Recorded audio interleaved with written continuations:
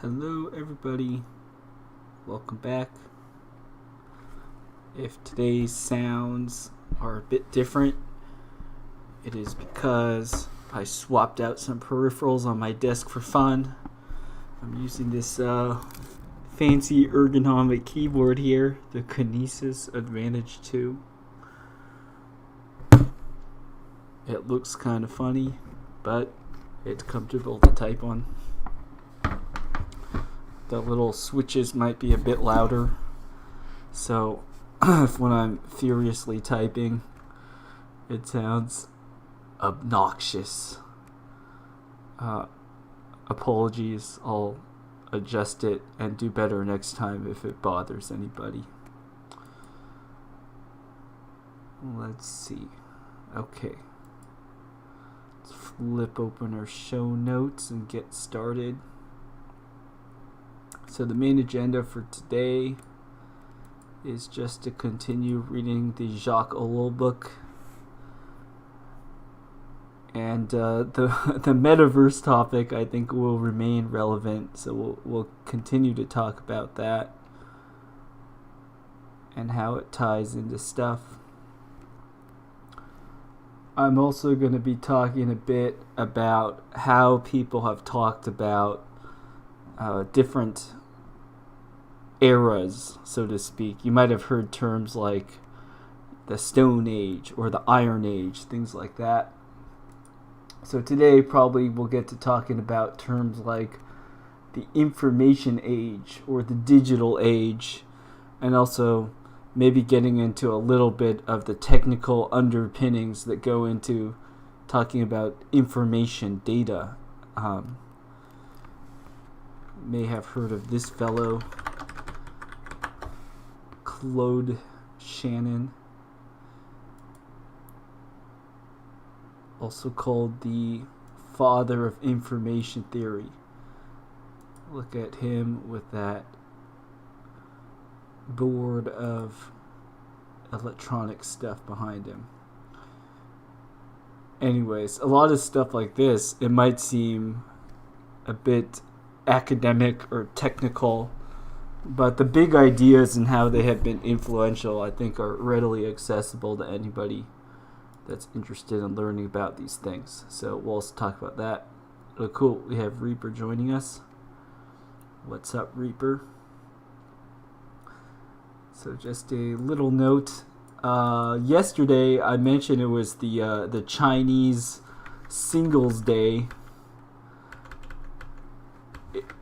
The Koreans also tried to have their own marketing day, the so-called Pepero Day. So Pepero is like their Korean clone of the Japanese snack food Pocky. So we could look at a picture of Pocky. Alright, yes, allow all the locations. So this is Pocky, a Japanese snack. Then the Koreans made something called Pepero, which is basically the same thing. And they had a marketing, they have a marketing holiday based on it. Interestingly, so yesterday we looked at the Chinese one holiday, which in English they call Singles Day. So we could look at Singles Day here. 光棍节 or 双一一, because the ones are like single people, trees without branches. Now, on the other hand, in Korea we have Pepero Day. So let us look at a K-pop fan targeted clickbait site.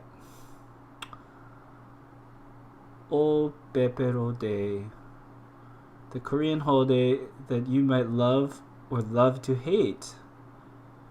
I guess it depends on whether you like the Korean snack Pepero, though. Okay, blah blah blah.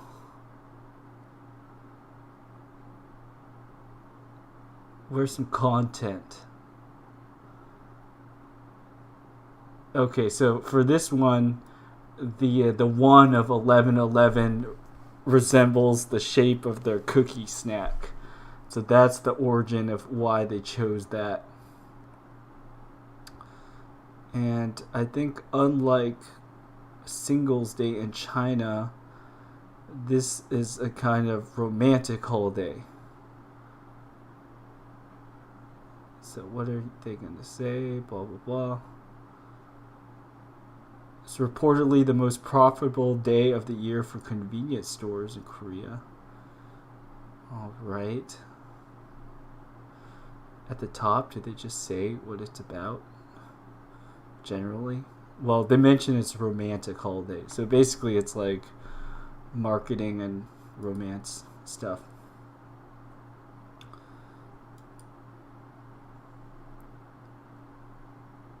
Yeah, so then this Korean wiki has a much longer article about it.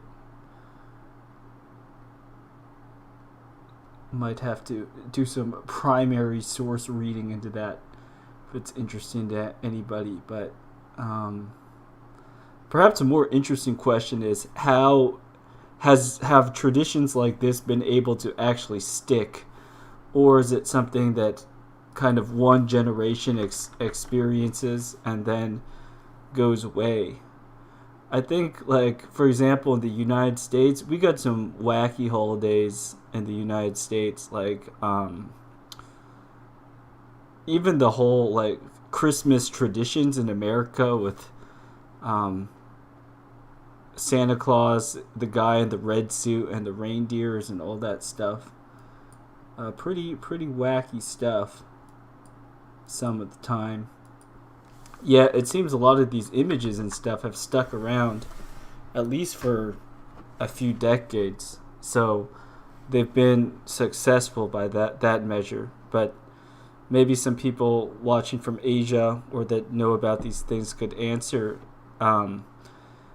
how these corporate type holidays, have they actually stuck around? Do people actually care about them, or is it kind of something people heard of but no one really cares about? I mean, I get the impression that, of course, if there's a good sale, then people want to buy for a good price. But beyond that, it just seems like there's not so much care. Same thing too, like Google, for instance. Google, what did they call their banner thing? Anyways, Google has been trying to make up their whole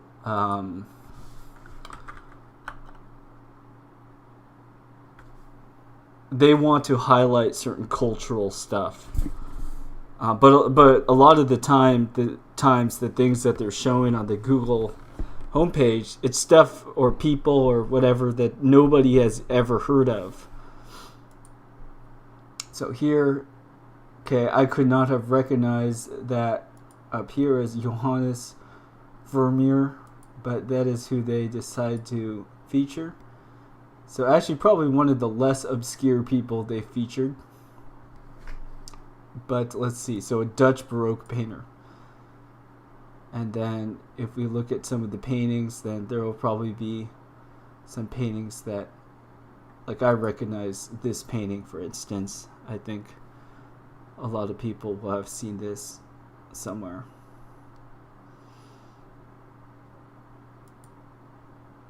Anyways, corporate holidays, Google search banners, all these things are trying to create, sort of engineer a official culture, I suppose. I mean, obviously there are things that Google thinks it's okay for people to pay attention to and look at.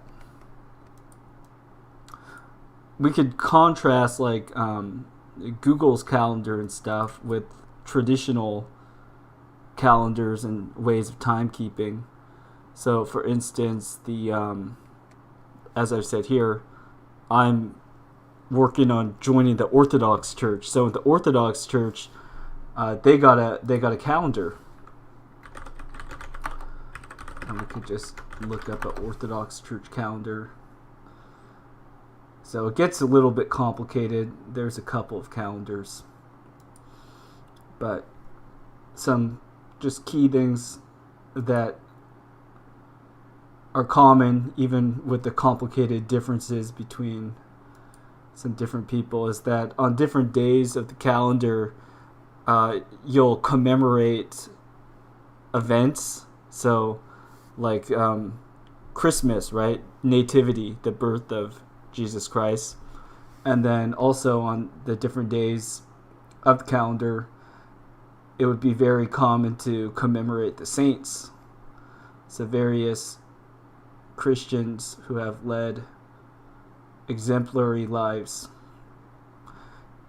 And it's interesting to see how it's almost as if Google and big corporations and stuff, they're copying a model that was already present throughout history, but instead of honoring saints, then they might try to honor their heroes of diversity, right? Some, this person belonged to this tribe, and today we commemorate them on this day.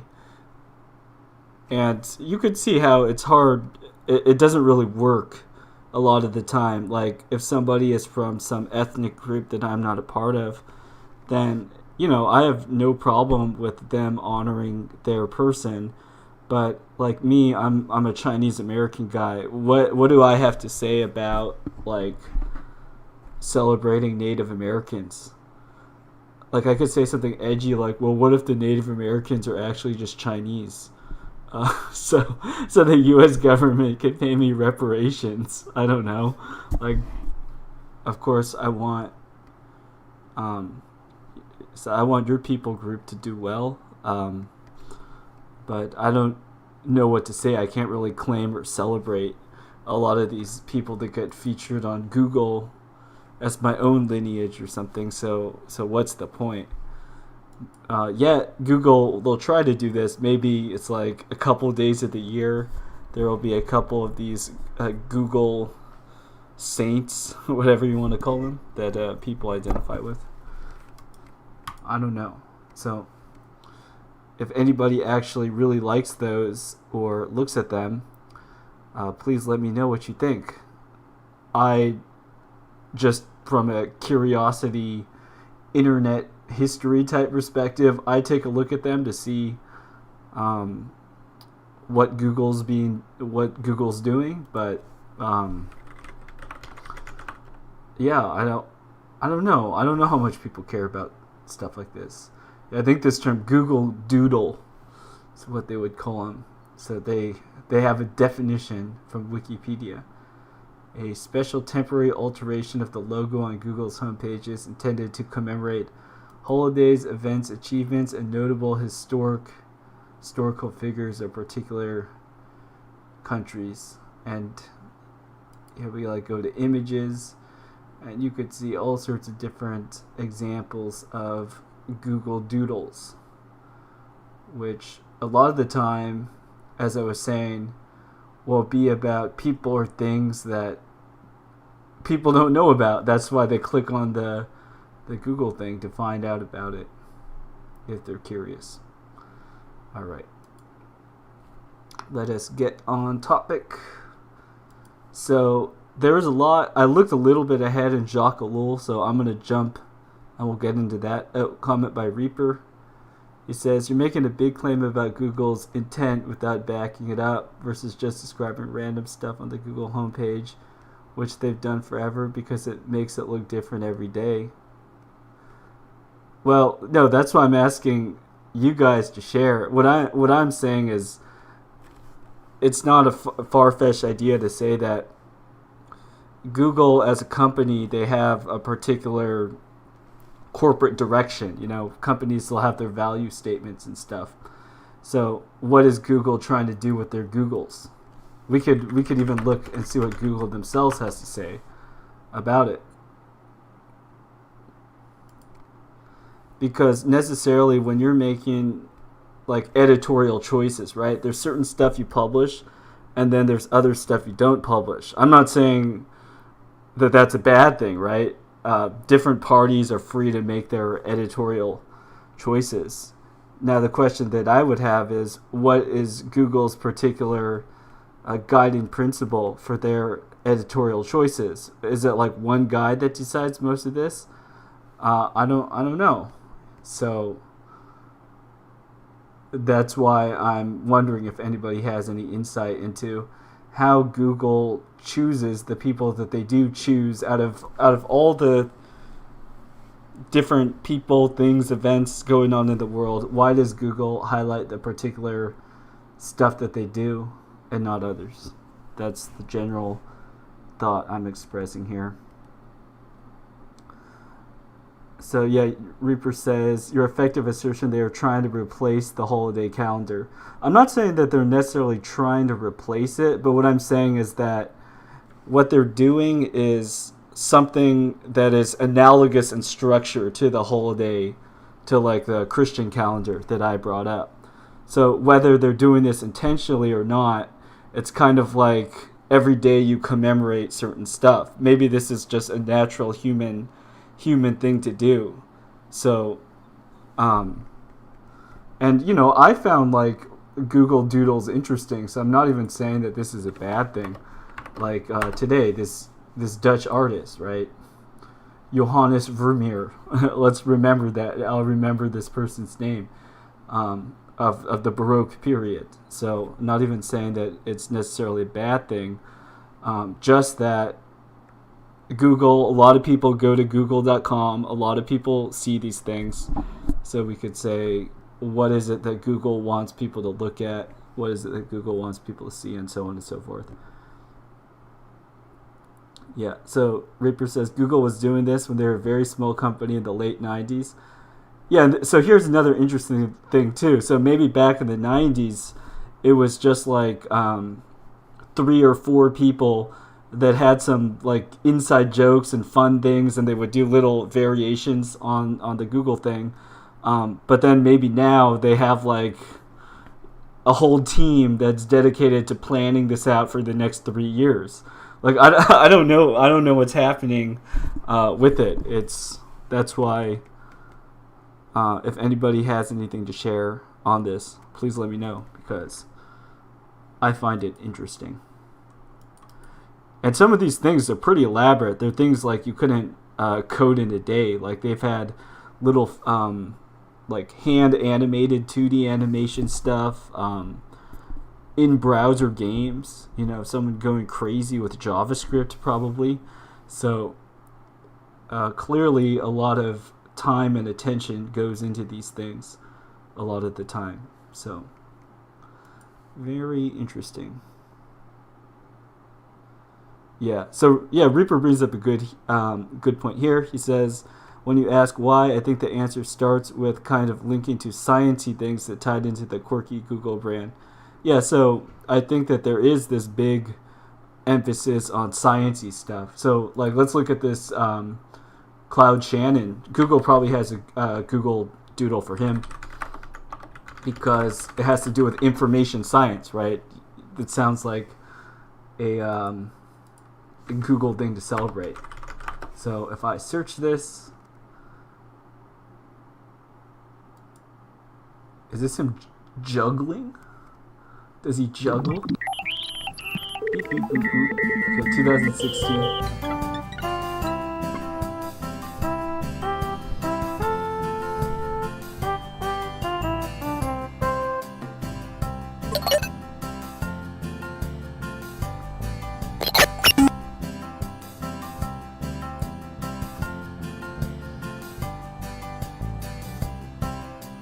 So it has him juggling, and it's giving a brief history, talking about electronic circuits, just some basics of how information theory and implementation works.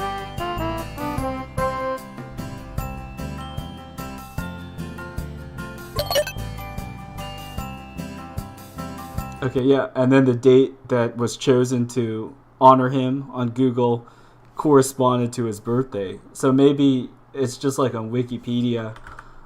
We could look at this day in history. on this day, that's what they call it, then you could see all sorts of stuff that comes here. So maybe Google's methodology is they'll pick something like from on this day that maybe people don't know about, and then they'll try to bring attention to something, and they'll have certain themes like people who made important contributions to technology, that sort of thing, and then they'll choose to feature those people. Maybe that's Google's methodology behind this. So, I don't know. Maybe someone in Google says explicitly what they're doing somewhere. So Reaper says, I think actually the beginning of it, meaning these Google Doodle things, represents Google founders' non-politicalness, thus random metaphors of science. One could contrast that to some of the stuff you see today, like you're doing. Yeah, I mean, I don't pretend to be non-biased or anything. I'll say my quote that I've said a couple times here, where it's, you're unique whether you like it or not. So of course there's stuff that I'm interested in, and my experience informs me to see stuff one way or another. And likewise, yeah, I mean, Google is free to have some policy or another. Cool. Yeah, so we'll continue, but we'll make one final note about what Reaper said here. Like, is it possible to be, I don't even want to say non-political, like unbiased, can you just be purely objective or unbiased? I would say we aren't unbiased in the sense that when we bring attention to one thing, we aren't bringing attention to other stuff. So just by being people that are in a time and a place, right, we could choose to bring attention to particular issues or particular topics that we're looking at. Like, we direct the gaze of our attention just by how we live our life. Like, I can't say, I'm equally interested in studying all foreign languages. That's simply not true, because I'll spend more time and attention studying some language versus other language. And, like, my history will tell you, like, do I really care about, say, Swahili? Like, no, I don't. If I met some interesting people that spoke Swahili and stuff, I'd probably learn more about Swahili. But really, in my life today, it's not very relevant to me. So, nothing against Swahili, but I don't particularly care about it. So Reaper gave me a link to santatracker.google.com. And he says, Google also does doodles that would be tied to traditionally Christian themes. Alright, I'm not going to call any of this stuff traditionally Christian, but it is associated with the word Christmas, if that counts as Christian in your book. Got some pretty slick web design work here, though. When I'm scrolling, seamlessly going between scenes. So, credit where credit is due. Like, look, I'm scrolling up and down the page, and then as I scroll, the animation plays. And if I scroll backwards, it undoes, or it goes backwards. So they certainly got some hardworking, talented front-end dev bros. So, Google. Some wild arm circles going on here.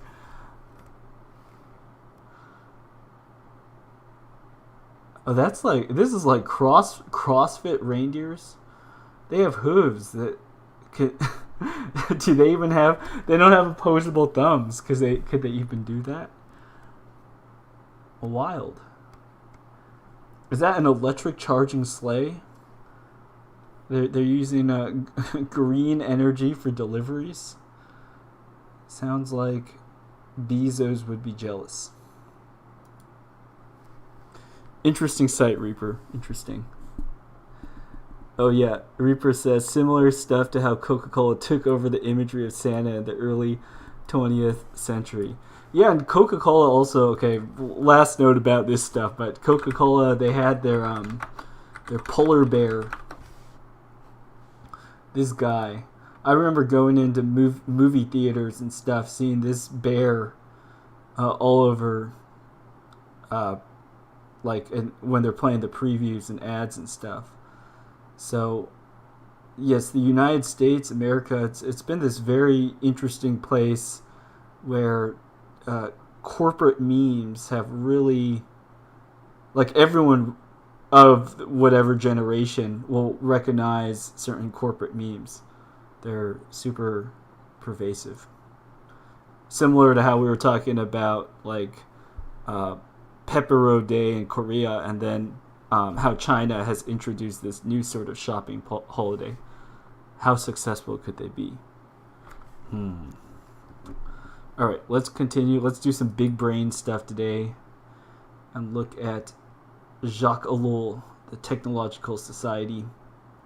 So, in the previous installment, Jacques Ellul has been talking about how the Greeks have been interested in technique exclusively, not so much material results in a way that the West has. So as a concrete example for that, maybe in the West, people would say, like, look, assembly line, how do we produce the most goods? Whereas the sort of picture he's painting here with this text seems to be in Greece, it wouldn't even be a matter of how much or what you're producing, but they had this interest in technique itself. So that's pretty interesting. Let's see what more he has to say. So, Ellul says, why did the Greeks adopt this Malthusian attitude towards activity? So let's look at this word Malthusian really quick and see what Malthus is known for. So, Malthusianism is the idea that population growth is potentially exponential while the growth of the food supply or other resources is linear, which eventually reduces living standards to the point of triggering a population die-off. This event, called a Malthusian catastrophe, also known as a Malthusian trap, population trap, Malthusian check, Malthusian crisis, Malthusian specter, or Malthusian crunch, occurs when population growth outpaces agricultural production, causing famine or war, resulting in poverty and depopulation. Okay, so let's look at Jacques Ellul, and let's scroll up a little bit and see what it is that he was calling Malthusian. So maybe if you produce too much, it'll be like population growth, because resources are limited, but you starve yourself in a Malthusian manner. I think it is something like that he's referring to.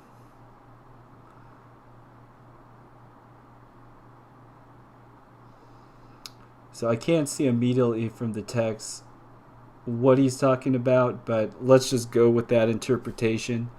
And if we see something that contradicts it, we could take some time to understand a bit more what he means. So two possible answers to why the Greeks adopted what he calls a Malthusian attitude towards technique. Either they were not willing or they were not able. And it is likely that both are true. Abel Ray has devoted the 5th volume of his Science Technique to the Greeks. According to him, Greece in her decline became incapable of sustaining the ideal of hard, disinterested labor, the ideal of an essentially contemplative intelligence disdainful of all utility. She then fell back on the techniques of the East. She was involved in them by her own techniques, for she had none the less sought to satisfy men's vital needs, in spite of the contempt in which she held them. Confronted with technical necessity, Greece lost her inventive genius and turned to Eastern technique. She did not know, says Abel Ray, how to find the bridge between know-how and know-why. So it sounds like a philosophy major. So I was a philosophy major as an undergrad, saying, I'm focused on knowing the truth. And then it's like, well, philosophy major, will you do the dishes? I cannot bother myself with doing the dishes. I have to contemplate what is true. So maybe it's painting the Greeks as kind of imposing a sort of dichotomy between the realm of ideas and production. Alright, continuing. This is true for the period of decadence, the 2nd and 1st centuries BC, but it does not seem to be the case in the preceding period. In the 5th century BC, Greece experienced rapid technical development, although later it came to an abrupt halt. So they did advance technically in many ways, but for some reason they stopped, according to how this history is presented. In their golden age of science, the Greeks could have deduced the technical consequences of their scientific activity, but they did not wish to. Walter asked, did the Greeks, obsessed with harmony, check themselves at the very point at which inquiry ran the risk of going to excess and threatened to introduce a monstrosity into their civilization?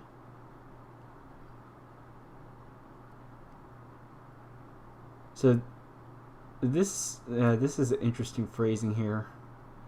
So obsessed with harmony. I don't think harmony is met in this sense, but maybe all of you are aware of the Chinese social harmony idea.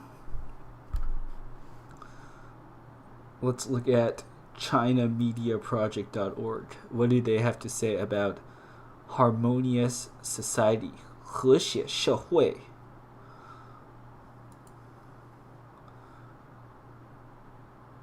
The harmonious society, or 和谐社会, was raised as a strategic goal of the Chinese Communist Party under Hu Jintao in 2004, in order to respond to rising social discontent stemming from the economic and social development of the previous 2 decades, as well as increasing globalization.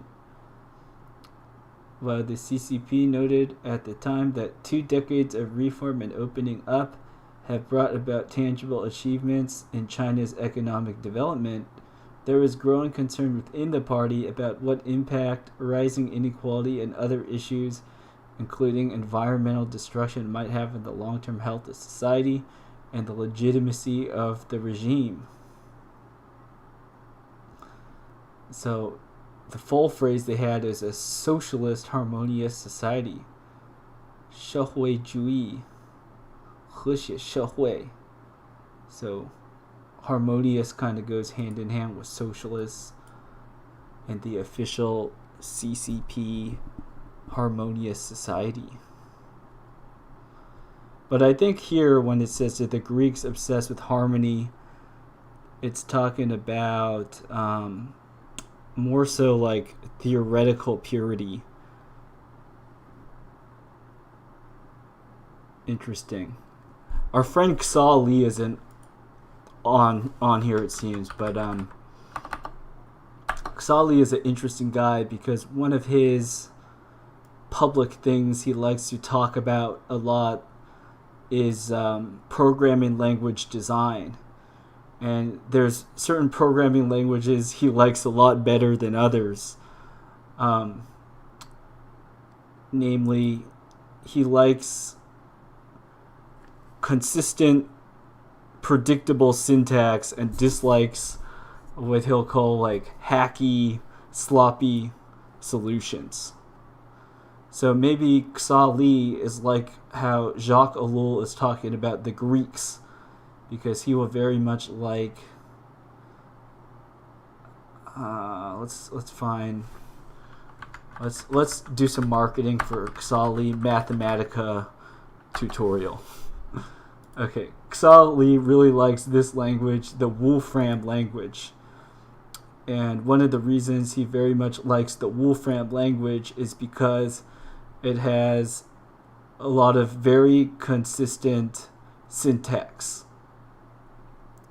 So this kind of gets into more specific programming language stuff, but the point is that while other languages might use symbols and things in more inconsistent ways, maybe just following conventions of usage, patterns, stuff like that, then this Wolfram language will apply symbols in a more consistent way. A natural language equivalent will be like English, we say, has a lot of irregular verbs. For instance, like we say, I am, but he or she is, right? So is there any relation between the sound of am and is?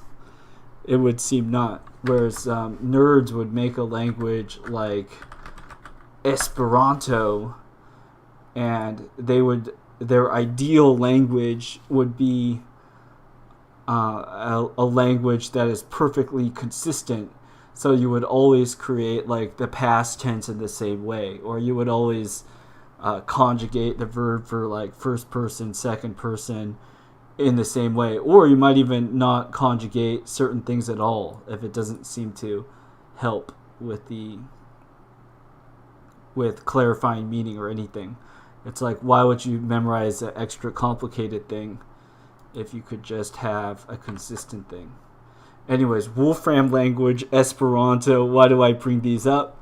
I bring these up because I think that is some example of the sense of being obsessed with harmony here, as Jacques Ellul is talking about the Greeks. Because if you become obsessed with harmony in that sort of way, then you might just end up talking about that harmony all day, as opposed to like English, French, German. These are languages that millions and millions of people use every day. So even though they aren't perfect, harmonious with a system with all these consistencies, clearly the languages are just good enough to do the job of allowing people to communicate with each other. So are they perfect in this harmonious sense? No, but do they work? Yes, they work. So, yes, let's return to the text. Did the Greeks, obsessed with harmony, check themselves at the very point at which inquiry ran the risk of going to excess and threatened to introduce a monstrosity into their civilization? This was the result of a variety of factors, most of which were of a philosophical nature.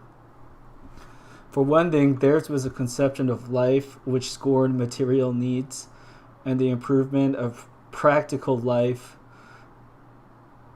discredited manual labor because of the practice of slavery. I think this is suggesting that the people that could afford to be big brain and sit around doing the thinking stuff, they didn't have to do manual labor because they would have slaves to do it. Let's see. Held contemplation to be the goal of intellectual activity, refused the use of power, respected natural things. The Greeks were suspicious of technical activity because it represented an aspect of brute force and implied a want of moderation. Man, however, humbled his technical equipment, has from the very beginning played the role of sorcerer's apprentice in relation to the machine. This feeling on the part of the Greeks was not a reflection of a primitive man's fear in the face of something he does not understand. The explanation given today when certain persons take fright at our techniques. Rather, it was the result, perfectly mastered and perfectly measured, of a certain conception of life. It represented an apex of civilization and intelligence.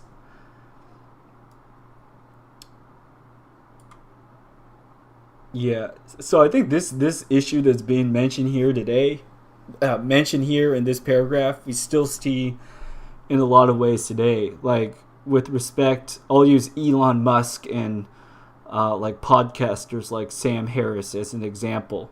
So a sort of general view that I've heard is people say like, oh, Elon Musk is a brilliant engineer, but he's not really much of a philosopher, right? Like, clearly Elon Musk, he's capable of, like, you could say, applying technique to create a successful electric car company, or to secure government grants, whatever the practical end that Elon Musk has been able to achieve, the reasons he's richer than you or I. Clearly he has that, but then somebody might say, but then looking at how he posts on Twitter, he's like a immature middle schooler, blah, right?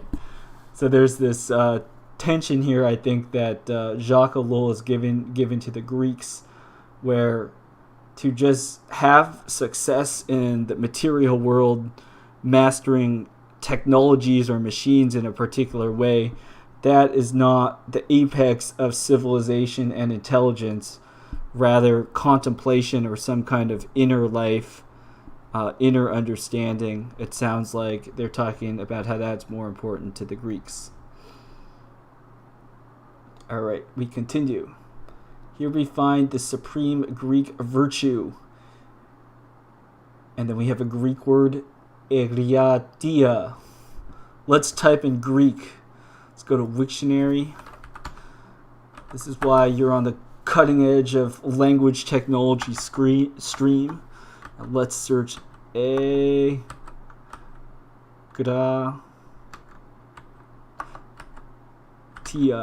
I probably messed up. There's probably some accent, or I spelled it wrong. Let's look up how to spell that again. Okay, I missed the epsilon. Okay. Egratia. Was there a kappa in there too? Did I miss? No, so maybe the ancient Greek was different. Alright, let's see if this is it. So this one, they say mastery, self-control. Huh, okay, so this is ancient Greek spelling, so maybe we actually found a typo in the Jacques Ellul book relative to the data that is provided here on Wiktionary for this word. Egratia. Pronounced with the N. Pardon my Greek. It's not so powerful. Enkratia.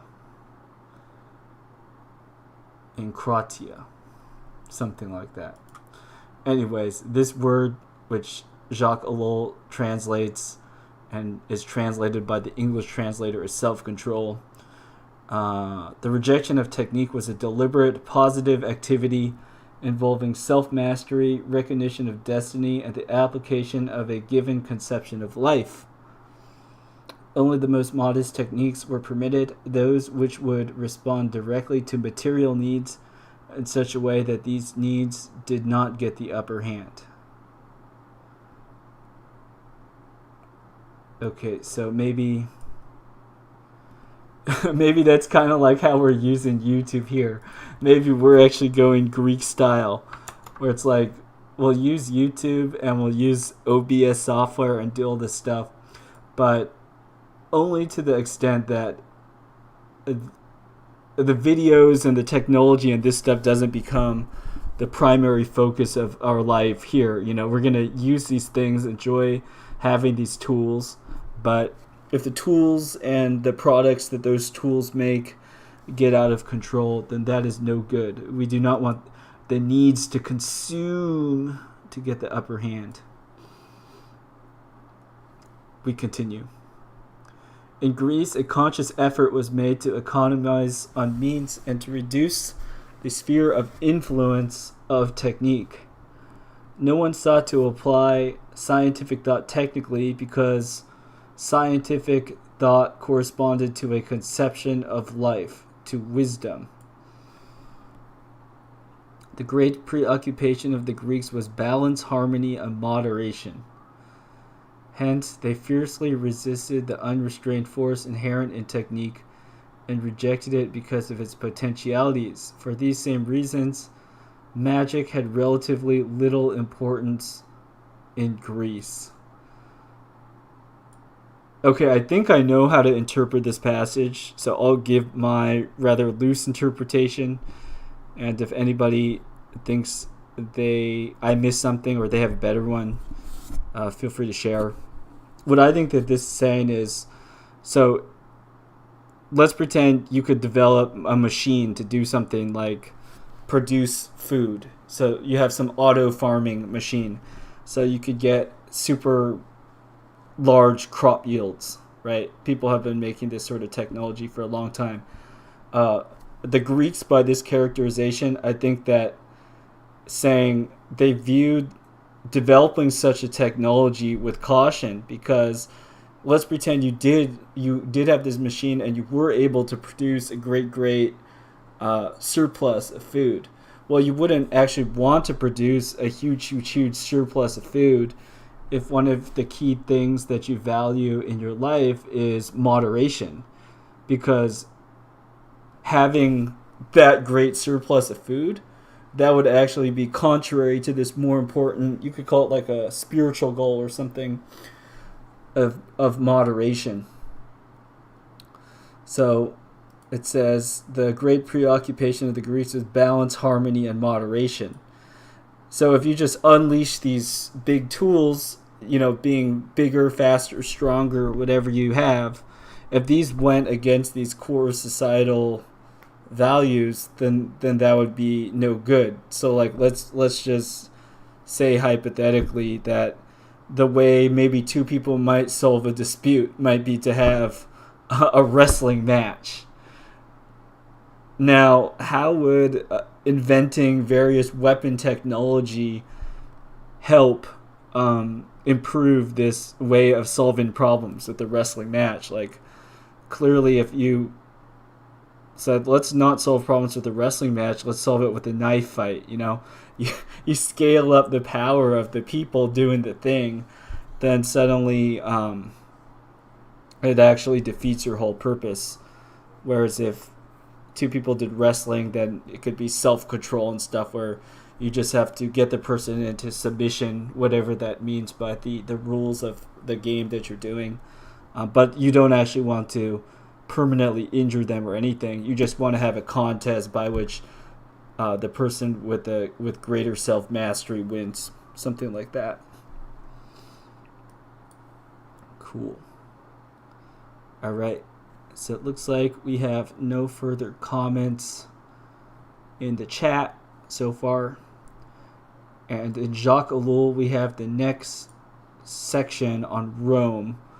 I'm going to check what I wrote in the description of here. Jacques Ellul on Greeks and techniques, freaks and geeks and internet cliques. That was my poetic title. Oh, Andrew says, howdy, friend. Hi, Andrew. Thanks for stopping in. Yeah, so let's tie what we've been talking about into freaks and geeks and internet cliques. So here what Jacques Ellul is talking about with the Greeks is they don't want to push the technology just faster and faster and faster because they have this value on balance, harmony, and moderation. I think we could look at how with subcultures and technology, a similar idea is going on. So there are some people playing video games that just care about the fastest computers. So like there was this one video game. Oh, we're still typing in Greek. So let's switch to English. Like this Crisis game, which was famous for being like ridiculously high powered in terms of system requirements. So you would have to have like a multiple $1,000 computer and stuff. Our job is to locate and evacuate. So it would be this super fancy game, very realistic environment, and so on and so forth. And of course, there would be people that would be interested in buying this sort of game and playing this game, like the state of the art, the most powerful technology of games. Yet at the same time, we've also seen the rise of, when was this Crisis game originally? Well, it doesn't matter. The point is, at any given point in time, looking at the history of video games, for instance, we could see how there's certain games that people will buy because they're sort of the state of the art. And people that are wanting to access that state of the art, they'll be willing to pay a big premium of price in order to play the fanciest, fastest games. Now, on the other hand, you get a lot of people that would play like indie games, or even so indie games made like by smaller creators, maybe just one person, little team of people. So these games, and I'll also add retro games to this category, which is games where by definition they aren't the state of the art of the technology, because the technology has moved on beyond those platforms. Yet why would somebody play a game that was made for like the Super Nintendo from decades ago? Something like that.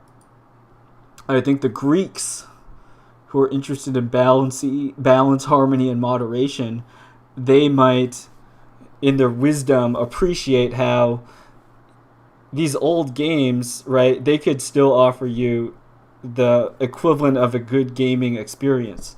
Just because you have technology and stuff that allows people to have more realistic games, fancier graphics, and so on and so forth, does that detract from the value of an old game and the experience that it could provide? So, with respect to the subculture stuff, I think one way in which we see the rise of subcultures, so this is going, we could look at this melancholy, I'll pull up the Melancholy of Subculture Society article that this guy was making. So Gwern.net guy was talking about how you have subcultures that pop up because if you're like trying to be the best guitarist and you're competing against everybody on YouTube, then you're not going to get very far, because it's just, there's too many people in terms of absolute value. People are too good, too fast, too strong. You can't win. But if you become like an otaku nerd, and then you opt to try to optimize within like some little subculture or some little niche, then you could actually be a winner in that little, much more contained sphere. So I think bringing that into Greece, maybe this is a little bit of a stretch, but I think that relates to Greeks as characterized by Ellul, because it's not about absolute material output and power like money and fame and stuff like that, but it would be more about a kind of internal state. So moderation, you might say, is a virtue inherent to that, a virtue that each individual has to work out. You might have a society that seems to promote or reward excess, but ultimately, if we're talking about inner life and self-control, then it'll be something that you have to do on your own. And in that way, yes, maybe Greeks with like subcultures. In fact, I think there is one viewer of this stream, at least, who is Greek by ethnicity and is interested in subcultures. So if that person watches this later, I won't say your name, but feel free to comment and tell me what you think about this. I'd be curious to hear what you have to say. All right, let's start to hear. So we have this characterization of Greeks by Ellul. Now let's see what they have to say about Rome. What does Jacques Ellul have to say about Rome? So we start. Social technique was still in its infancy. Doubtless there have been some attempts at social organization. Those of certain pharaohs and those of the Persian Empire were not negligible, but such organizations could be maintained only by police power. whereas the exact opposite is true of genuine social organization. Okay, so we see, I don't want to call it pacifists, but there's this idea that's starting to be seeded for the reader to think about, that, you know, if I just hold a sword to you and make you do stuff, that's one type of control. But there's other ways besides police power in which social organization can happen. So let's hear about how that's associated with Rome.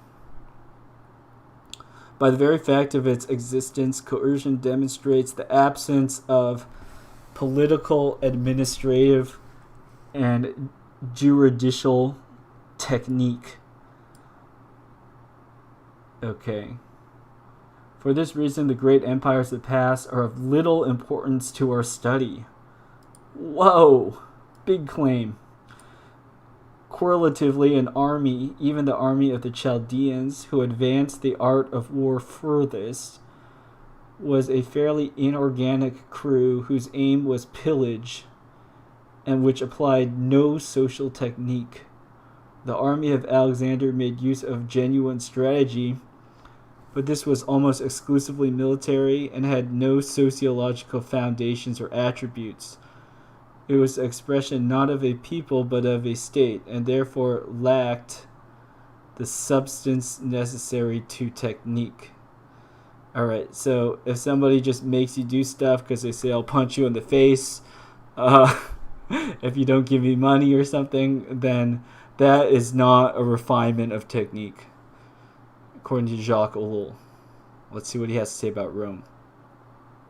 In Rome, however, we pass on at one step to the perfection of social technique, both civil and military. Alright, so admiration for Rome. Everything in Roman society was related to Roman law in its multiple forms, both public and private. To characterize the technique of this law in the period during which it flourished from the 2nd century BC to the 2nd century AD, we can say first of all that it was not the fault of abstract thought, but rather of an exact view of the concrete situation which the Romans attempted to turn to account with the fewest possible means.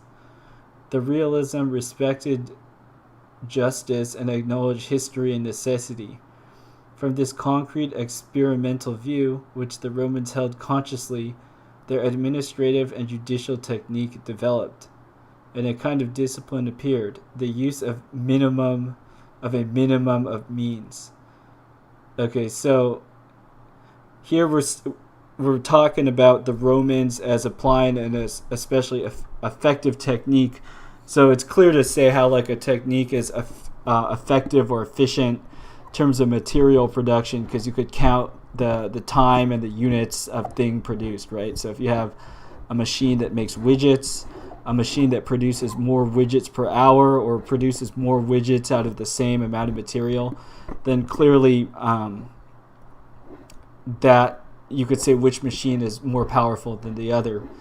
So now it's talking about governance, administration, this sort of thing, and it's saying the use of a minimum of means. So what might the means be? Maybe instances in which you actually have to apply force. So we see that the sort of police state type thing is presented as like little to no technique, like stupid grug brainlet level administration, whereas if you hardly ever actually have to apply some kind of violence, then that would be big-brained Roman governance. So let's just look at some images really quick. We have the grug meme. You see this grug, not sophisticated, not like the Romans. Whereas the Romans, big brain Wojak. Romans are more like this, you know. They got big brains because they're able to control, govern, even if they're sitting on their own brains, without holding a stick themselves. They apply efficient means to be able to do stuff. Let's tie this into the metaverse stuff really quick. So I think how the Romans are being described here as having this technique, this discipline, this way of being able to govern with minimum means.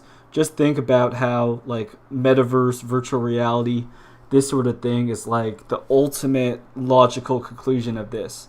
Because if you literally have everybody that's just on the internet in their different rooms, and let's say all the money is digital, then if you wanted to coerce someone to do something or to punish somebody, you actually don't have to use a violence or force in the sense of like sending a police officer to their house.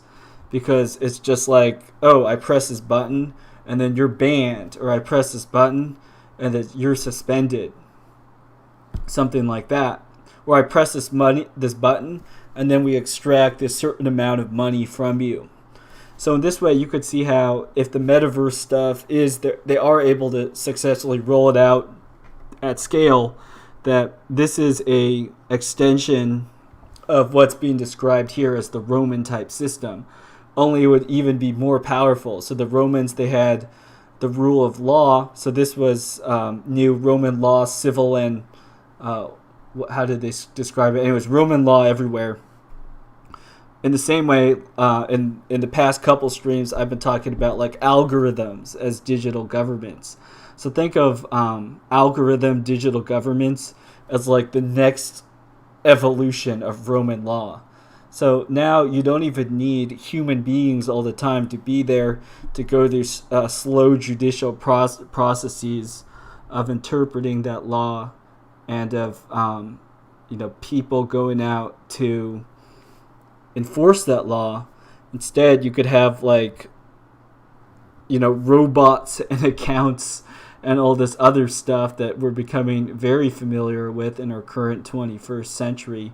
You could have these things, the means by which enforcement could happen, even if you don't have to have like a human come with a club and tell another human being to do something. You just press buttons and you could govern. So that would be ultra efficient. We continue. This discipline, which probably had its foundations in religion, is one of the secrets of the whole development. To the degree that the Roman had to respond to necessity and at the same time not permit himself excessive luxury, it was necessary to refine every means to bring it to perfection, to exploit it in every possible way, and to give it free rein, without shackling it with exceptions and secondary rules. No social situation developed which did not immediately find its response in organization, nor could this response be the creation of a new means, but rather the perfection of an old means. Indeed, the proliferation of means is thought even today to denote technological weakness. A second element in the Roman development of organization was to search for an equilibrium between the purely technical factor and the human factor. Judicial technique did not begin as a substitute for man. In Roman judicial technique, there was no questioning of eliminating initiative and responsibility, but rather of allowing them to operate and to assert themselves. It was not until the 3rd century AD that judicial technique attempted to deal with the details of life, to regulate everything, to foresee everything, thereby leaving the individual in a state of complete inertia. So it sounds like we're moving in that direction. But the great judicial era of Rome was one of equilibrium. The law laid down the framework and supplied the means that men could use in following their own initiative. Of course, this presupposed a civic sense corresponding to the technical conception. The equilibrium between the two was evident in the system of procedure we call bureaucracy. In it is found, with an almost disconcerting simplicity, the perfect type of procedure. And there we find that one of the conditions of technique is respect for the individual who is not yet considered apart from society. Right? A third characteristic of Roman technique was that it was directed towards a precise end, the internal coherence of society. This technique was not self-justifying. It did not have as its raison d'être its own self-development. So that is reason for existence for those that don't pretend to speak French like me. And it was not imposed from the outside. It was not a kind of scaffolding which held independent elements together. It sought rather to promote cohesion. The foundations of society was not the police. It was an organization which enabled society to make the least possible use of the police.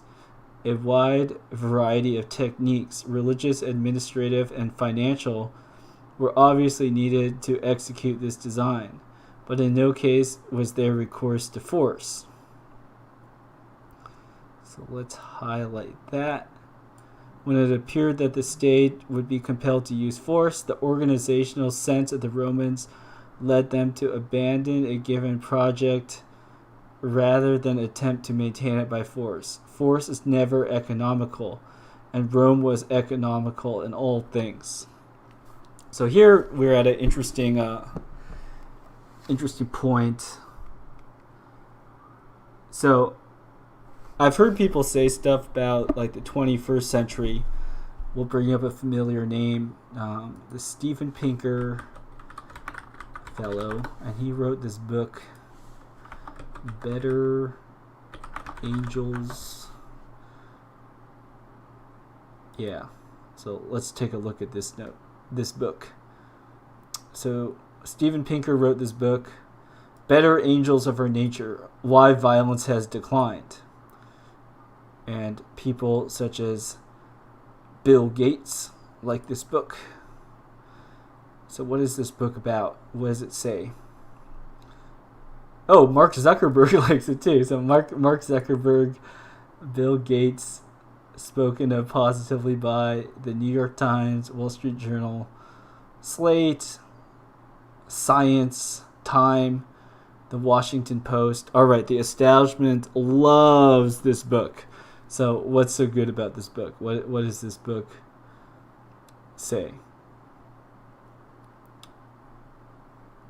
No, I don't want editorial reviews. Give me the summary. All right, here's the summary. Believe it or not, today we may be living in the most peaceful moment in our species' existence. In his gripping and controversial new work, New York Times bestselling author Steven Pinker shows that despite the ceaseless news about war, crime, and terrorism, violence has actually been in decline over long stretches of history. Exploding myths about humankind's inherent violence and the curse of modernity, this ambitious book continues Pinker's exploration of the essence of human nature, mixing psychology and history to provide a remarkable picture of an increasingly enlightened world. Increasingly enlightened world. Interesting. Okay, so let's flip back to Jacques Ellul really quick. So Jacques Ellul talks about how this Roman system involves using a wide variety of techniques, religious, administrative, and financial, but in no case was there recourse to force, or in very few cases. Like you obviously got to have the military and the police for some stuff, but much less than this hypothetical grug society where violent people with clubs just use violence willy-nilly.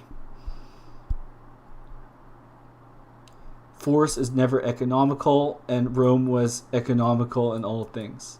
So here, I think we kind of see a convergence between how is Steven Pinker celebrating violence declining in the world, yet at the same time we could see how, what did Jacques Ellul list? of the types of techniques that we see: religious, administrative, and financial.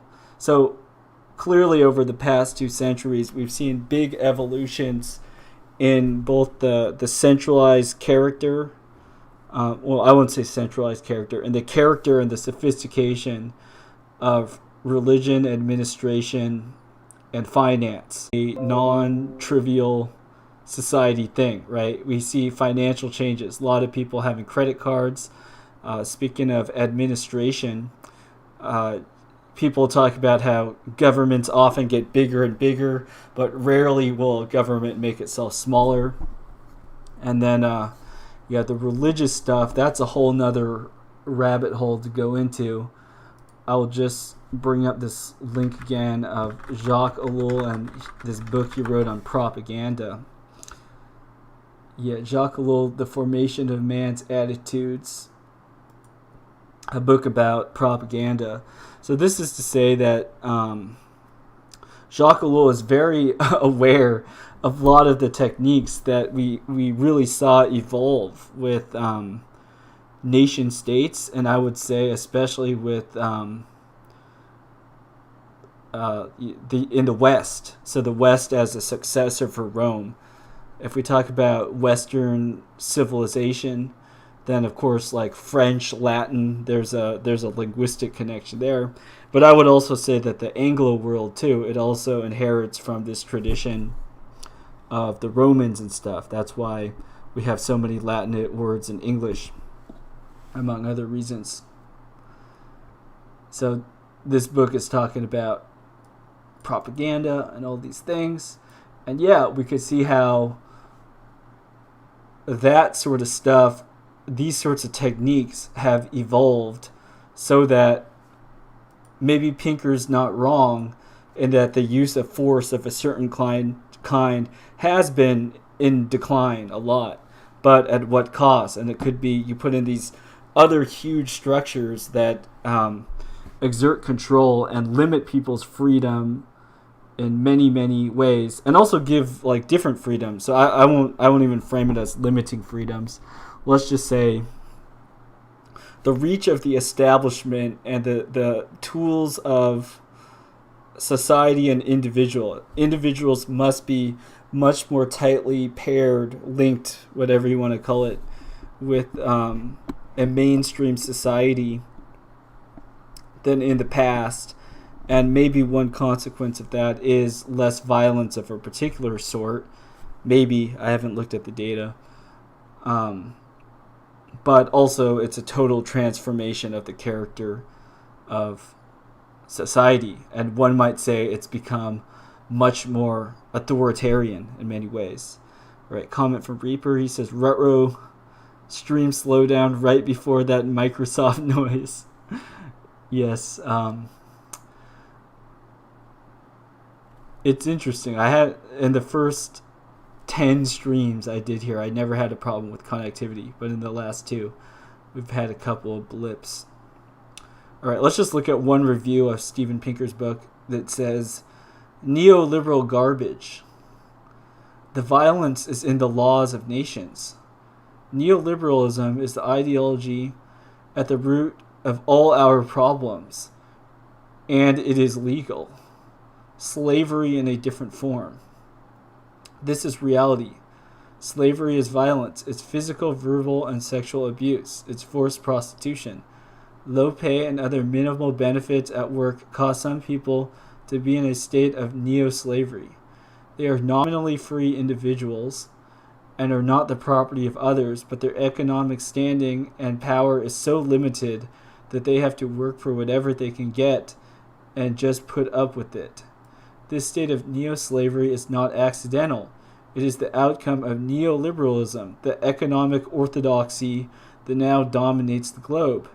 Deregulation of markets, the privatization of publicly owned assets, the shift in the disproportionate share of income and wealth controlled by a ruling elite, together with burgeoning inequality, are all advocated in the name of free markets as a scientific reality.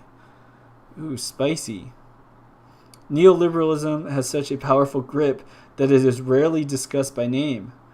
These are just the way things are.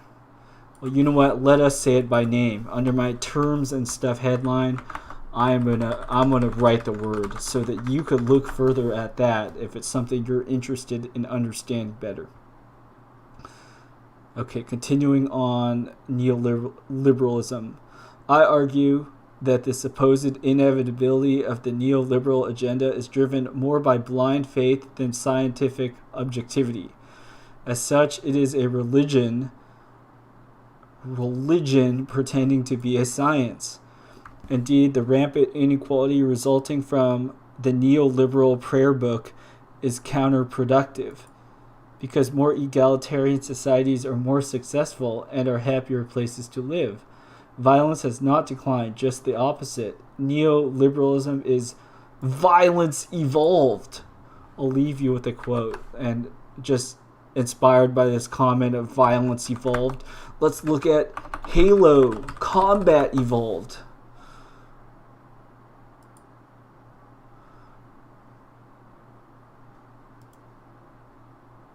Alright, where did my Amazon review go? There it is.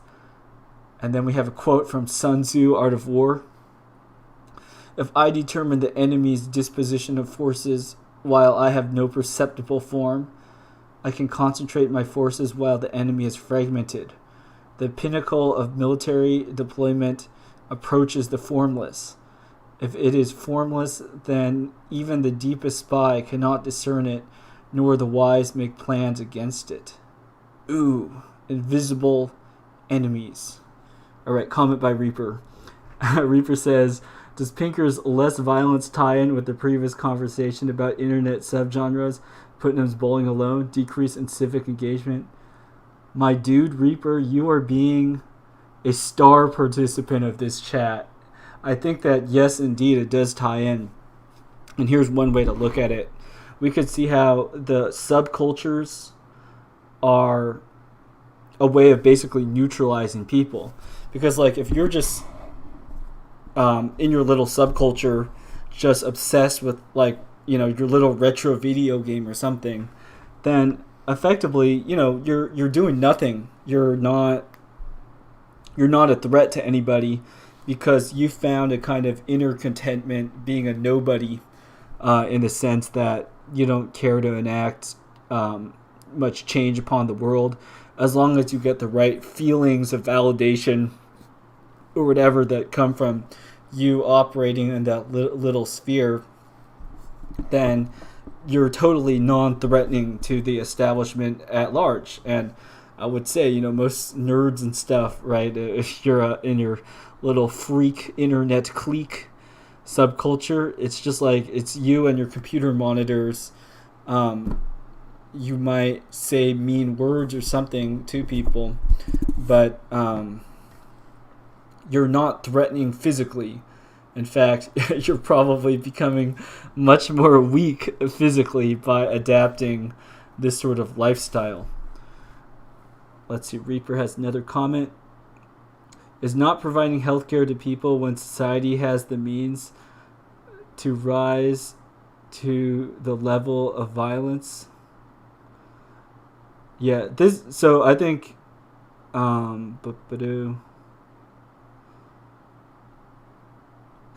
yeah, Reaper, I think that the person that wrote this neoliberal garbage, Trade Master Hayes, what a name. I think this guy, he's basically agreeing with this point that we see violence evolved, right? It's not that there's a lack of violence, but rather the character and the way that we see violence. It's not like somebody has to go up, you know, and face to face encounter someone and exert violence. Rather, it's the system of this kind of slavery that's violence. So let's just say that if you don't work a corporate job and do XYZ, do all certain things, then you cannot, basically you cannot afford health care, right? Then I think that would be an example of a way in which force is being used to enslave people in a way. So in this article, it says like they are nominally free individuals. So it's like technically you are free to do all sorts of stuff. But if the consequences of your actions, of choosing not to do certain things, are so big that it's basically like having someone rob you at gunpoint in some form of another, then you could ask, how free are people really? Like just in recent times with the experimental treatment that lots of governments and stuff are trying to require people to take, there might be a nominally free choice where you don't have to accept to undergo this treatment if you do not want to. But then if you chose to not undergo the treatment, then they might say, well, now you can't participate in society in all these ways that you used to. For example, you used to be able to fly in airplanes. Now we won't serve your kind at our airline. In fact, the whole airport won't even allow your kind. You can't go into all these restaurants unless you... So you see that the mechanisms are in place by which, like, it's different from literally having a bouncer at a bar and saying, like, we don't serve your kind here, and pushing and throwing out somebody, because you don't need to do that in order to force, and I'll use force here in quotes, someone not to do something. So I'm not going to get into the semantics and try to define what it means to force someone to do something, but basically this is the idea that Ellul is treating on this section about the Romans, which is to say that the Romans, they found like the technique to control people in a much more efficient way, to do governance in a much more efficient way that isn't grug face-to-face brute force society. But you could look at the system that the Romans are doing and ask the question if is that just violence evolved or violence refined, something like that. Interesting connections. So let's read. I'm intrigued. Let's read the Ellul book a little bit more. This social coherence was the first judicial technique the world had known. It was also the basis for the Roman military system, which was a direct expression of civil society, and that it had the same respect for efficiency and economy.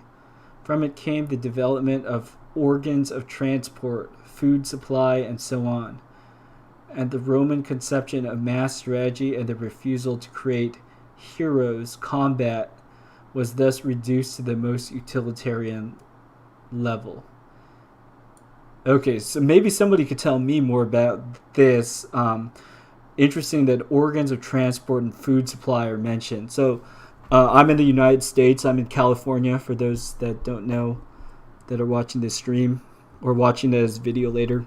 So all over California, we have highways. California has tons and tons of suburbs and little towns that are connected by highways. And there's certain cities like Los Angeles that are famous for having a very, very bad car traffic a lot of the time.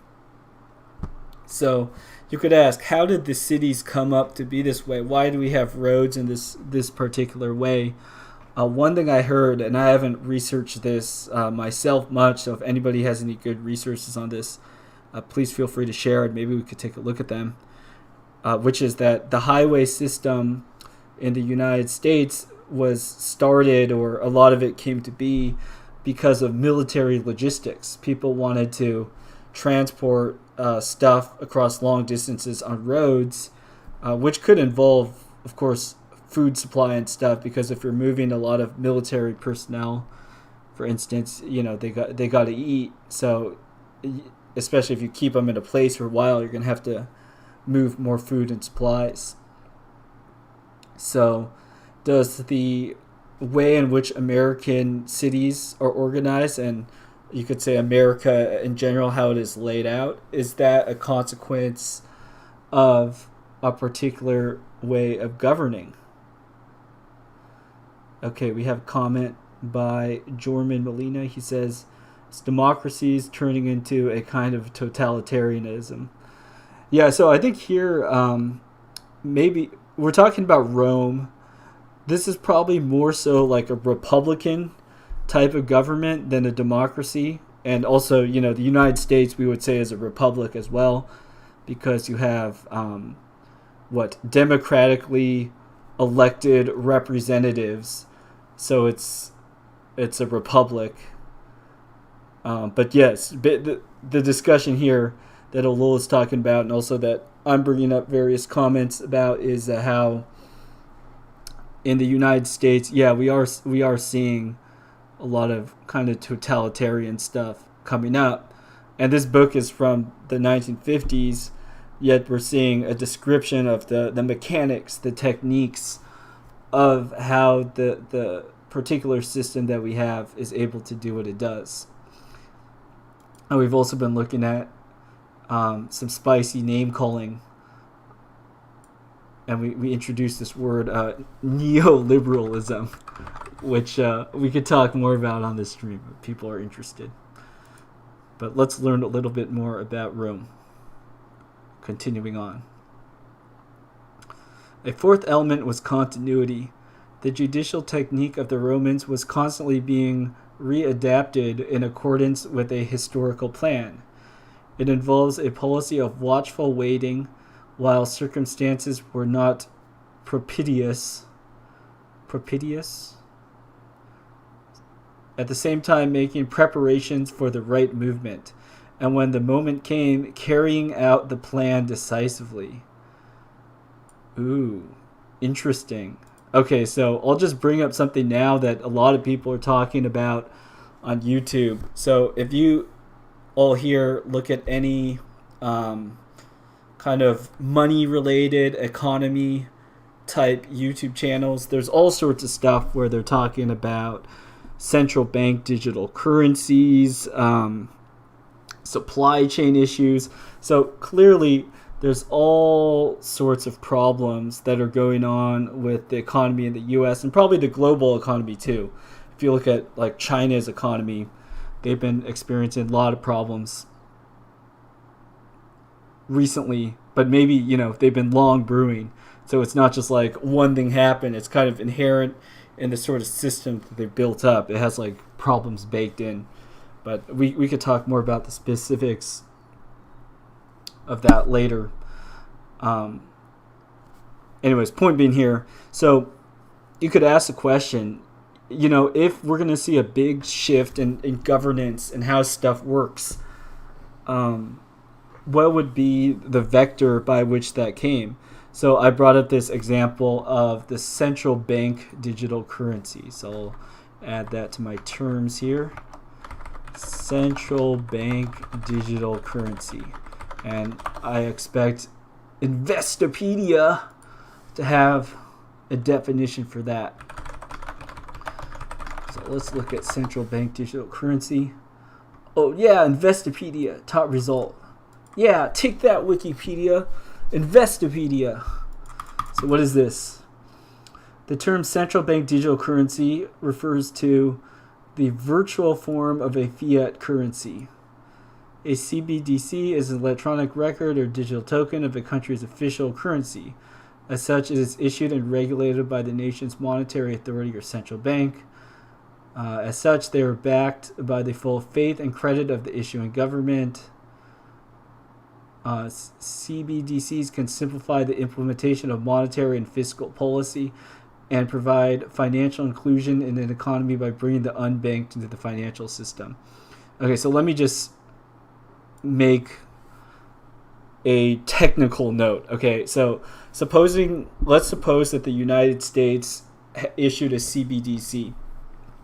So every dollar is like a digital dollar. The government knows where all the dollars are and where all the dollars are going. So similarly, something like taxation could become much more direct. Like if the government said, we want to encourage people to spend money rather than save money, then the government might say something like, all right, so then every year we're going to have a flat tax of 10% on all cash assets.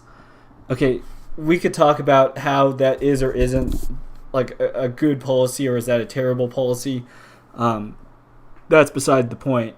The point I'm trying to make is, with a tool like a central bank digital currency, you could actually have a policy like that. Whereas with, let's just say, like cash, people just have gold coins, silver coins, or whatever. Then the action of going out and collecting taxes and stuff, not only was taxation difficult, but it would also be expensive, because you would literally have to hire like tax collectors to go out to collect the taxes. You would have to rely on people to report honestly, and then also too, if you have corruption, then the tax collectors themselves might take a cut of the taxes that they're supposed to pay to the government and pocket that for themselves. So if you have something like a central bank digital currency, you could sidestep all those problems, because it's like you, a person, and your economic activity, and then that's directly interfacing with whoever it is that controls that central bank digital currency. That's just like, that's how it would work. So, going on about technique, we'll return to Jacques Ellul here. Why would I bring up something like central bank digital currency?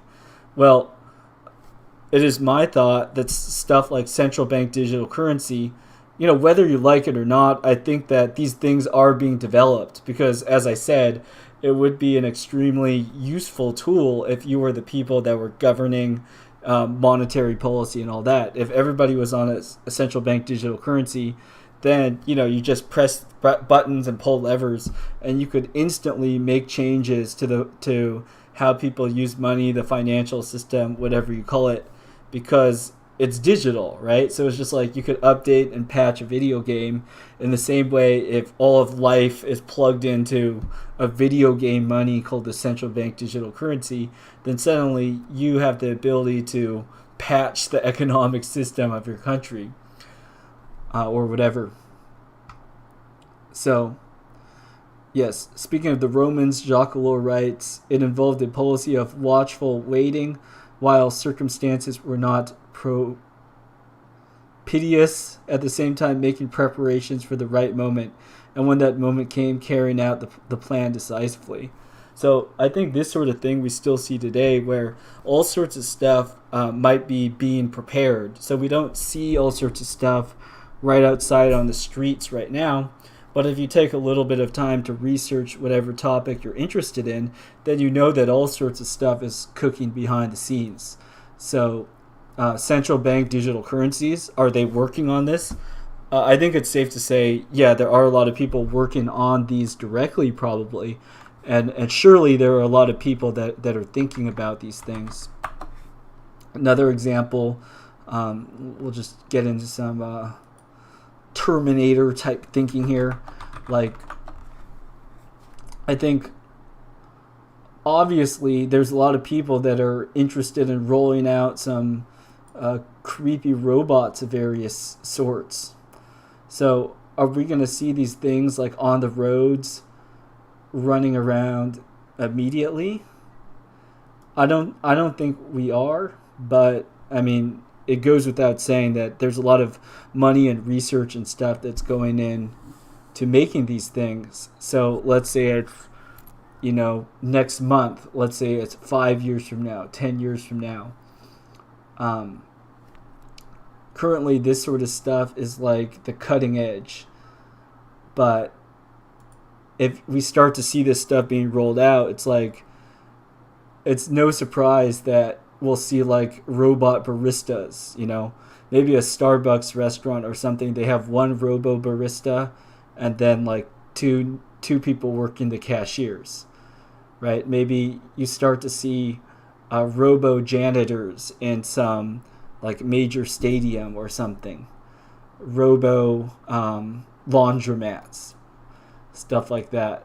It wouldn't be surprising to see some event happens and then you see these things rolled out.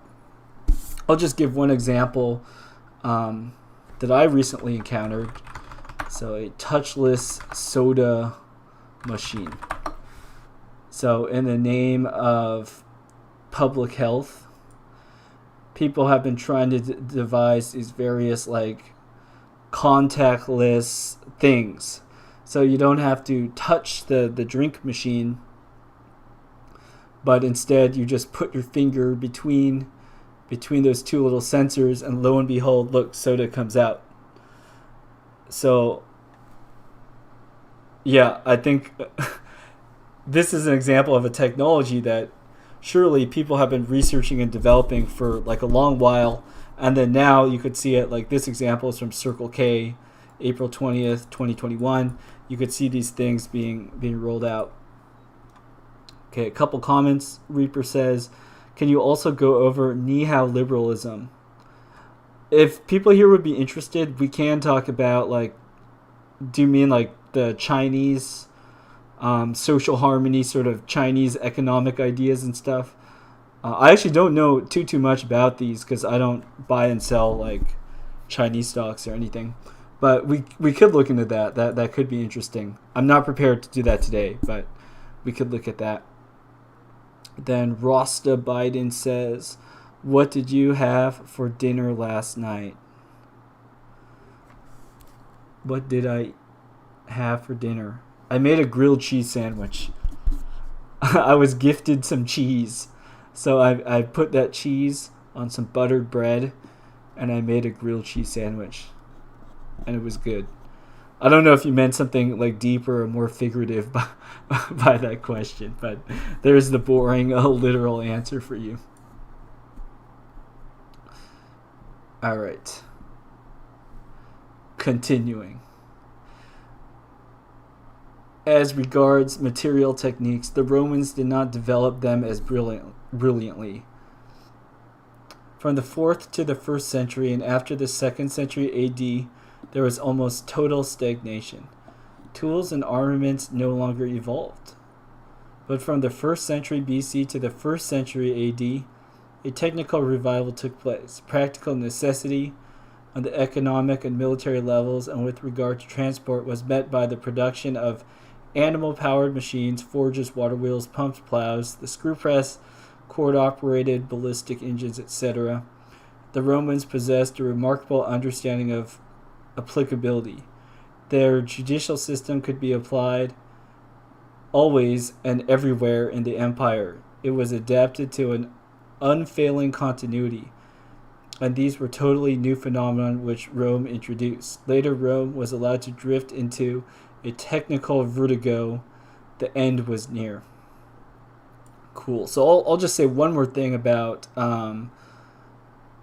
Rome. So here there was this mention of how in certain realms they didn't seem to evolve very much, but then in other realms they did a bunch of stuff. And I want to mention here, and I'll relate this to the metaverse stuff, how we still could see this sort of thing today. So, like, one thing I've heard is, like, we could look at computer technology, and then you could look at the fields of hardware and software. Now, I understand, like, you know, the lines between these could blur and so on and so forth, so I'm not going to get into the nitty-gritty details. The main point I want to make is that you could have a lot of development in one area, and maybe not so much change and development in another, right? Different areas of research could evolve at different paces.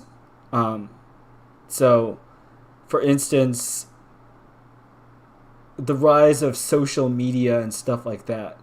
I would say that the launch of like a smartphone, this was a huge hardware thing where new hardware and the development of this hardware really changed how society looks and functions and stuff like that.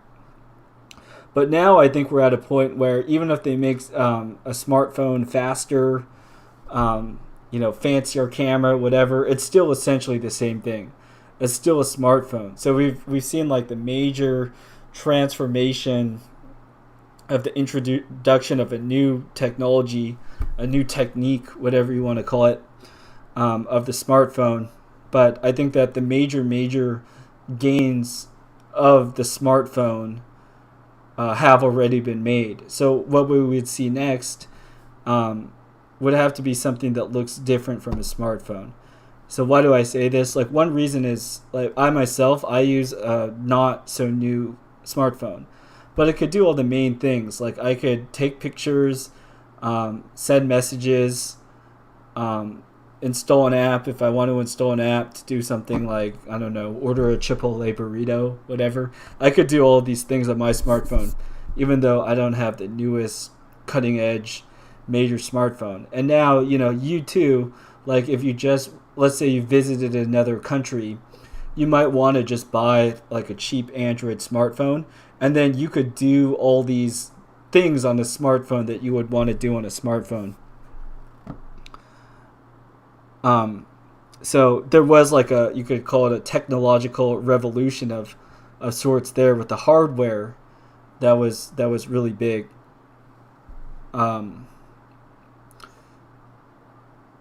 But now, for a while, right, even if they do make some advances with the smartphone technology, I don't think that they're going to be very major.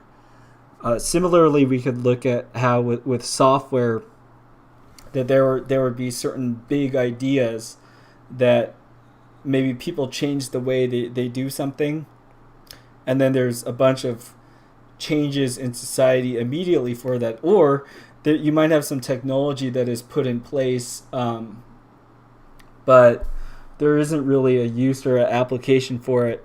So nothing happens, even though there's advance in software or some new technique was developed. If there's no application or way to use it, then it might just kind of sit there and wait, or you might not even notice it until some new application for it comes to be.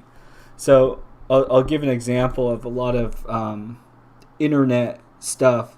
So on the software side, a lot of the things that you could do with websites and stuff, the fundamental techniques or things that you do, a lot of them have been the same. So like I'll bring up, the HTTP protocol and like the internet protocol.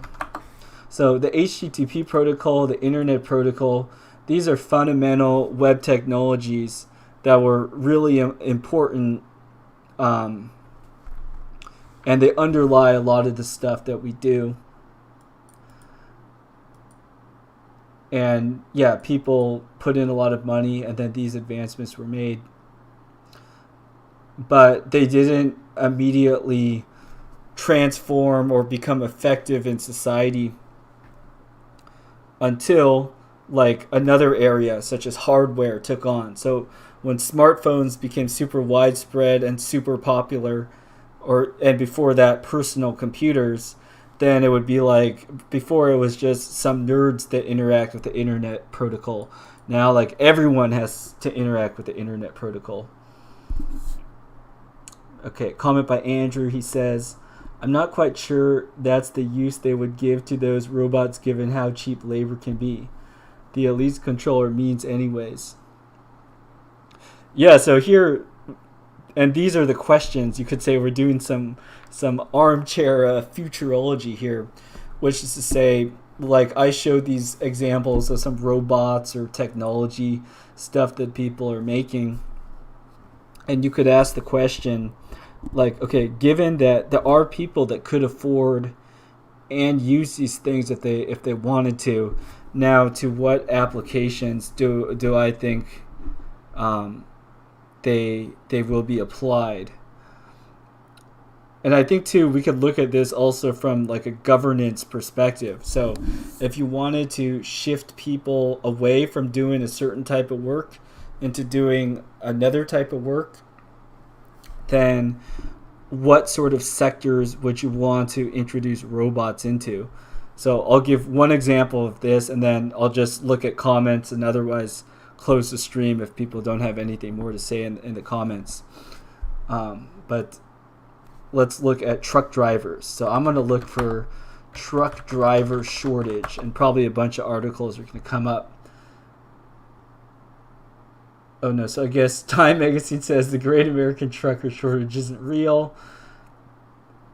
Reasons we are experiencing a trucker shortage. What? Is it real or is it not? I'm confused. I won't give a fact check or a debunk on the situation, except to say that where I live, when I go around and I see signs and stuff, I do see signs and postings for people hiring truck drivers. So whether or not there's a shortage, I won't try to answer that question, but I would say that there certainly is a demand for people to drive trucks. Now, one question you could ask is, why aren't there enough truck drivers? And to that question, I could answer for me and people like me. So I'm a millennial generation type person. And I would say that a lot of people of my generation, particularly if you come from like a middle class background, something like that, a lot of people, they went to university and they have been expecting to do more of, you could call it like white collar type work. People didn't expect to become a truck driver. So like me, I don't have a license to drive a truck. I'm not forklift certified either, just so you all know. I just have a compact class car driver's license. I could drive just a normal passenger car, but I cannot drive a truck and stuff. I would have to go through further training to get licensed to do that. So you could ask the question like, was this by design? Is the United States trying to phase out trucking? Is this all organic? I'm not gonna present a tinfoil hat theory on this, but that's just to say that suppose you're the train lobby genius and you're like, oh, I want there to be more shipping by trains, and then I want my autonomous fleet of train unloading, and I can't deal with these truckers. I want to put the truckers out of business. If you're that sort of person, then maybe it's in your favor to sponsor and push messages that encourage people to look disfavorably at trucks and truck driving, and instead prepare and train themselves to, let's say, program trains, or to do remote controlled like robo truck driving, and to do these other things that's not just me going and get licensed to drive an ordinary truck. So looking at the technologies that are coming out too, you could also ask the question and then look at news stories and stuff that are being released suggesting what sort of place these new technologies will fall into in the elite's plans for our new order to come. Right, couple comments. So Rasta Biden says, what do you think are the driving factors? I see what you did there. You're a poet and you don't even know it. Behind labor shortages. Andrew says, Melingian fact. That's a inside joke with the friends of the Xali Discord server. Us poor millennials are used to being constantly berated and blamed for all of society's ills. But as we're showing, okay, we're reading Jacques Ellul. This guy is even before boomers. So we're not even blaming the boomers here. We're looking deeper into the past. We're talking about Romans. Come on.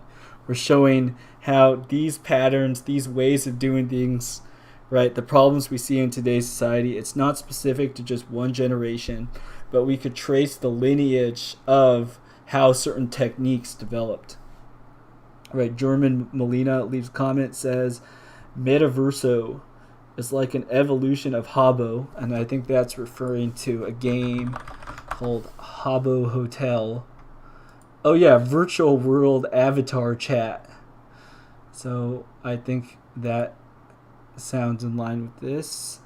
I remember people would make like his own empire and other people worked for them and received virtual money and stuff. Yeah, so that's one of the things that I'm suggesting here through the streams I've been making here.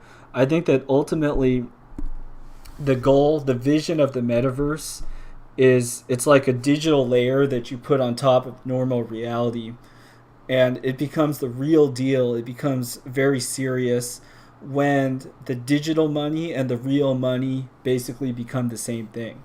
So that also goes along the lines of what I'm saying here about the central bank digital currency. So imagine like you get hired by Meta or some other company, and you're like, let's just say a digital marketing analyst.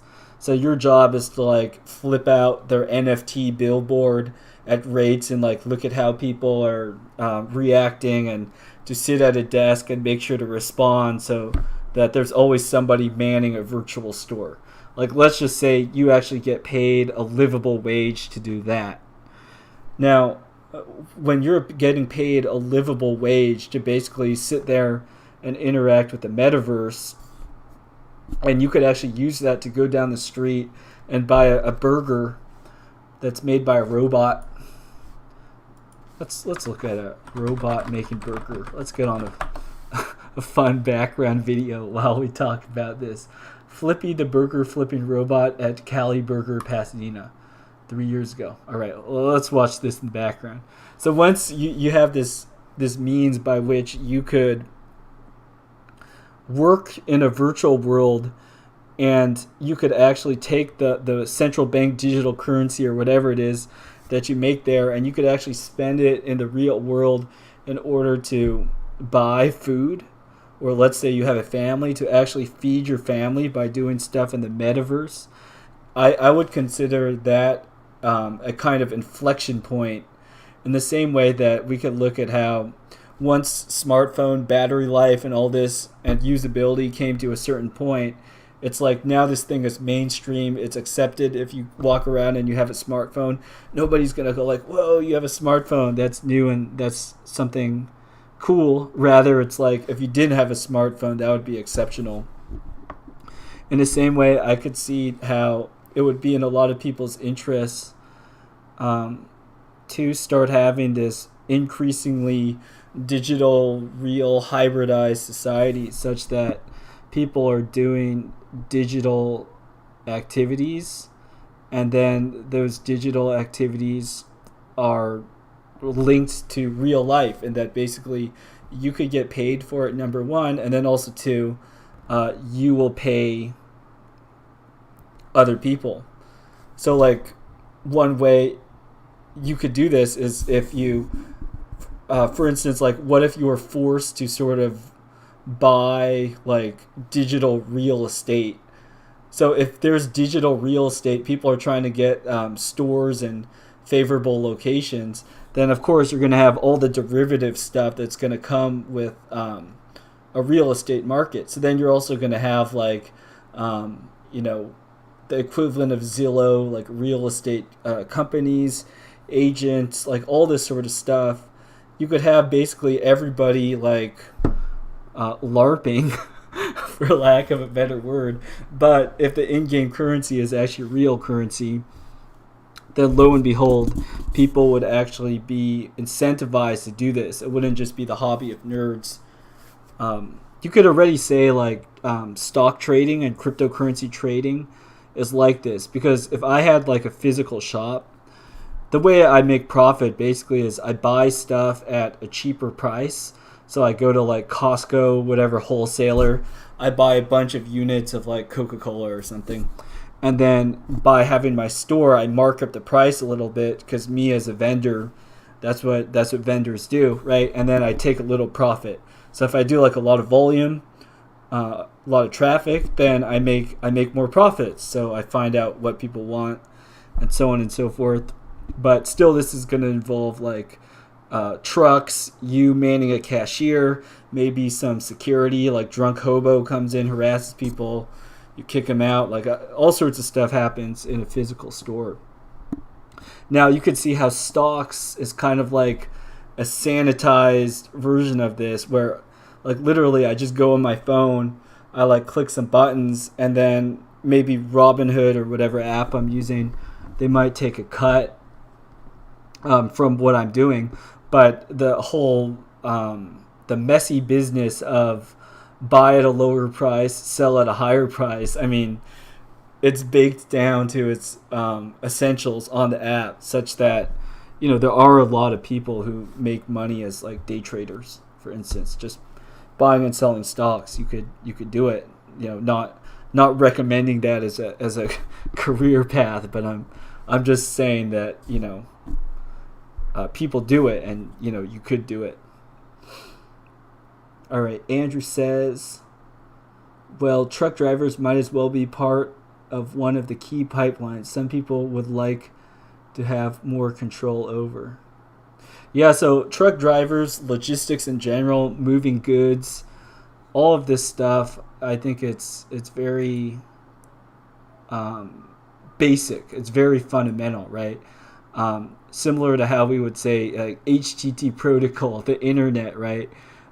These are like the pipelines of the internet. Everybody has to use it. Truck drivers, the transportation of goods. This is like the fundamental industry of logistics, like moving stuff from one place to another. Of course, that's not going to go away, because if there are people on the earth and people require and request things, like you have to move stuff from place to place. So the form of what logistics looks like, of course, that could change, but the underlying thing of logistics will always be there as long as there's people inhabiting the earth, because that's what people do when they buy and sell, right? You have to transport stuff. So what would the metaverse and this sort of thing be like? It's like, instead of having truck drivers that might try to break away from the main system, make their own company, say we do business with these people, we don't do business with these people. There's a lot of freedom and politics and all sorts of stuff that could go on in the world as we have it today.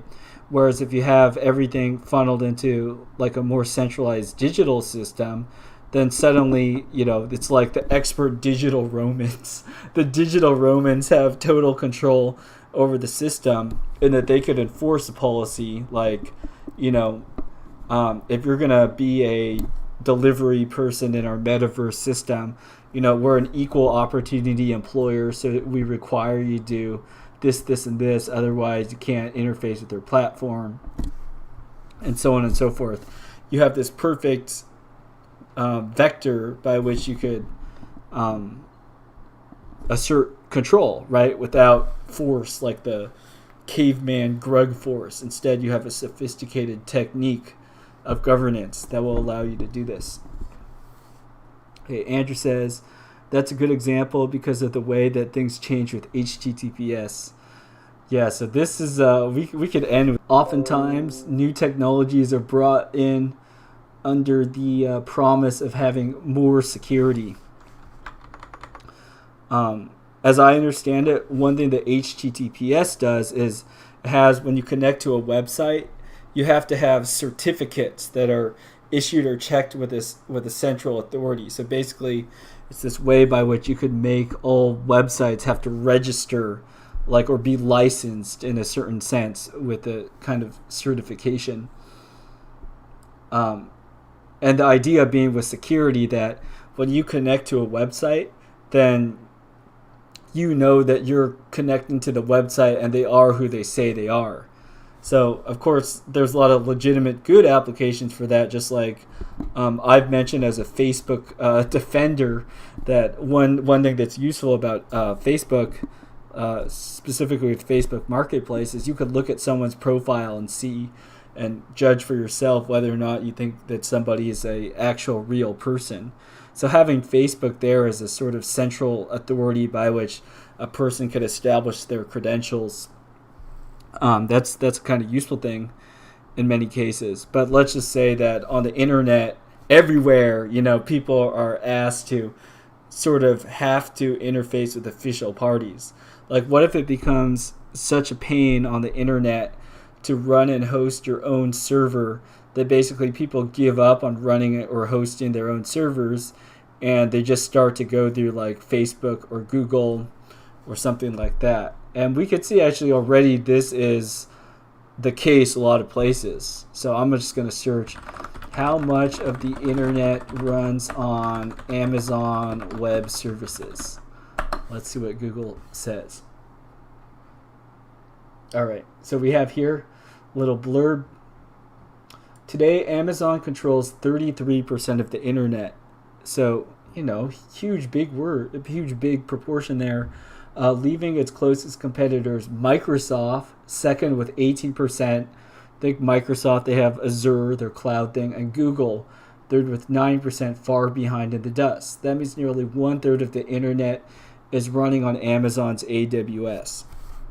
So if we're talking about, is there more centralized control on the internet now than, look, we just showed some numbers here. Clearly, you could see how this is coming to be more and more the case, and how it would surprise nobody if we saw that this trend were to continue. So Andrew says, Facebook Marketplace fanboy. Yeah, I am a Facebook Well, I would say I was a Facebook Marketplace fanboy. I don't know. It seems to me like their quality has been quite variable. So maybe it's more of a social thing, where before there existed more of this market for used stuff, but especially during the past year and a half or so, as a lot of people have had like health and infection concern type stuff, that a lot of the free, more open feel of Facebook Marketplace has declined as we have entered into a more toxic political climate. With that remark, I will thank all of you that joined today's stream. Seems like we have a lot of interesting topics for stuff to come up for upcoming streams. I'll add Reaper's topic of neoliberalism, which I think he wants to mean Chinese model of governance. So we could look more at what that's about, if that would be interesting to you all. And I think we had a good informative stream. I don't know if we actually learned anything about Greece or Rome. I didn't fact check Jacques Ellul. He gave his clearly he had a point to make, saying like Greek civilization was like this, Rome civilization was like that. So I don't know, like, were Greece and Rome actually that different in their focus in these two ways? I'll remain neutral on it, but we see how Jacques Ellul presented this, saying Greek civilization was essentially like this, and they did this with technique, but they didn't do this. And then Rome, they evolved that and did this, and this, thus surpassing the Greeks. So I don't know, make what you want of that. I think this book still, it seems to be relevant to stuff we're talking about. So next installment, Christianity and Technique. We'll see if Jacques Ellul, does he have a fair view of Christianity, or does he give a kind of neckbeard, fedora tipping, dismissive take on it? We'll see what he has to say. Anyways, enough of that. Thanks everyone for joining, and I hope to see you for future streams. Take care.